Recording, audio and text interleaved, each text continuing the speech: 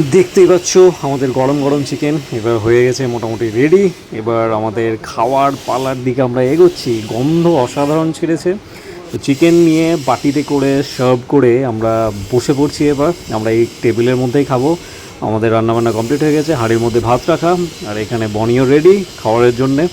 আমি আর ও দুজনে মিলে এখন বসবো খেতে। যে রান্না করলো বুলু, ও পরে খাবে।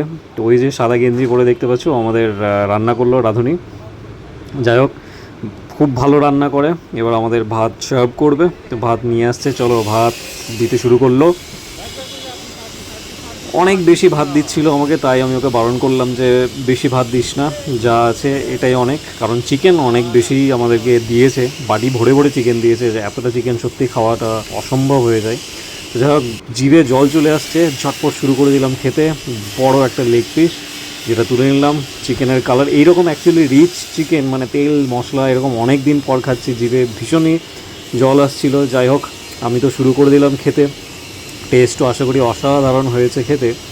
আর চিকেনের পিসগুলো অনেক বড় বড়, আর দিয়েছেও অনেকগুলো। তো যাই হোক, আমি এবার শুরু করে দিলাম খেতে।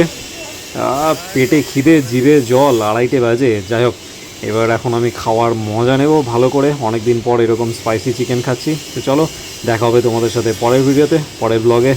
Tata, by.